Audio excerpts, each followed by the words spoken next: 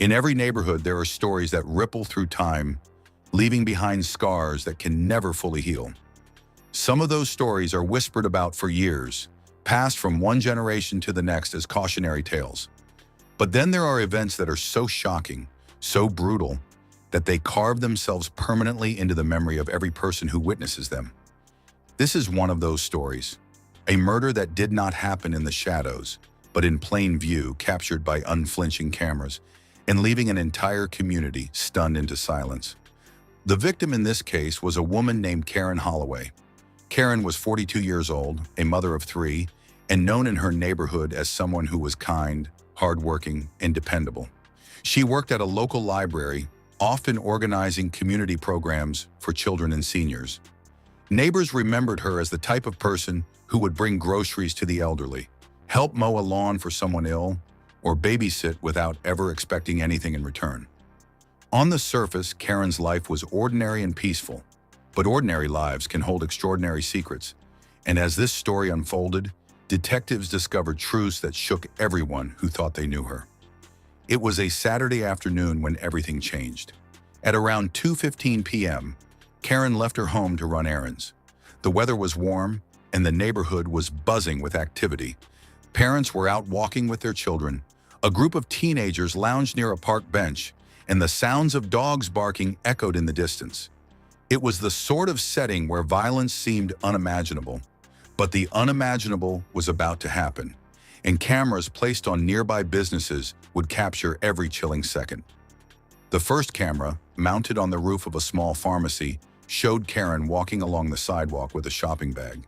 She looked relaxed, her pace steady, her attention occasionally drifting toward her phone. But then another figure appeared in the frame. A man dressed in dark clothing followed her from about 20 feet behind. His movements were deliberate, his eyes fixed on her with a predator's focus. A second camera positioned outside a bakery captured the man drawing closer. Karen stopped briefly to adjust her bag, completely unaware of the danger approaching. Within moments, the man lunged forward, pulling out a large knife. What happened next shocked even the most seasoned detectives. The attack was sudden and vicious. The man stabbed Karen repeatedly, right there in the middle of the street, as horrified bystanders looked on. The brutality was so intense that several witnesses later admitted they froze, unable to comprehend what they were seeing. Some screamed, others ran, while one man tried to rush forward but was forced back when the attacker swung the knife wildly in his direction. The scene was chaos, yet the attacker's movements were eerily calm and controlled, as if he had rehearsed this violent act. Karen collapsed on the pavement, blood spreading across her clothes. The attacker hovered over her for a moment, as if to ensure she would not survive, before fleeing down a narrow alley.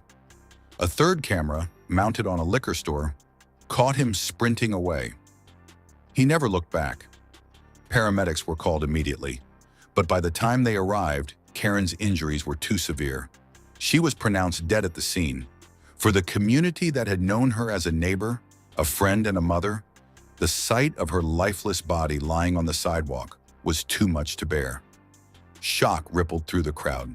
People cried openly, others held their children close, and a heavy silence fell over the street that once felt safe. Detectives now had a murder caught on multiple cameras. Yet the suspect's identity remained a mystery. His face was obscured by a hood, his movements careful enough to avoid leaving obvious clues. But the footage provided more than just horror, it provided a trail. Investigators studied every second of the tapes, focusing on his build, the way he walked, and even how he held the knife. Small details like a limp in his left leg and the unique design of his sneakers became crucial pieces of evidence. Witness interviews painted a picture of the killer as well. Several people described him as a man in his late 30s or early 40s with a medium build. One teenager recalled hearing him mutter something under his breath before the attack, though she could not make out the words. Another witness noticed the distinct smell of cigarettes on him when he brushed past during his escape. But the most disturbing question of all was why? Why would someone target Karen, a woman known for her kindness and generosity, and kill her in such a brutal public way? As detectives dug into her life, they uncovered a darker side to her story. Karen had recently filed for divorce from her husband, Mark Holloway. The couple had been together for nearly 20 years, but friends said their relationship had become strained in recent years. Arguments were frequent, and Karen had confided to close friends that she feared for her safety. Police reports revealed that she had filed a restraining order just 3 months earlier after an incident of domestic violence. Mark quickly became the primary suspect. Detectives knew that in cases like this, the killer is often someone close to the victim.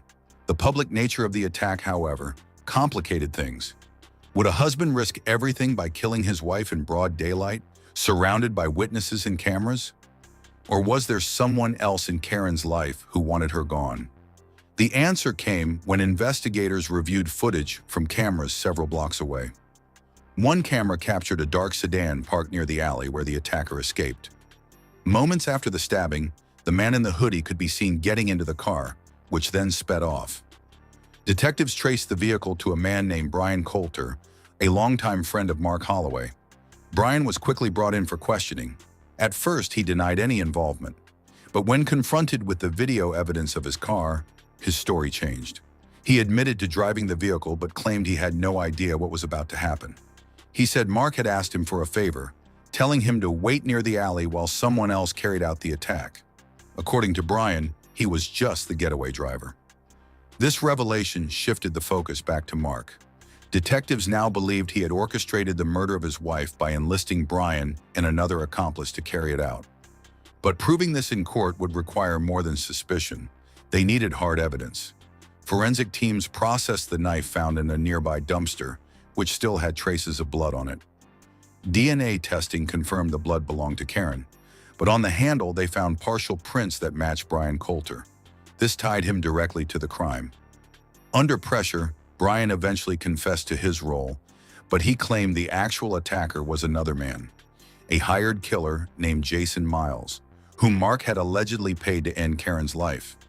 Detectives worked tirelessly to track Jason down, and after weeks of searching, they found him hiding in a motel 2 towns away.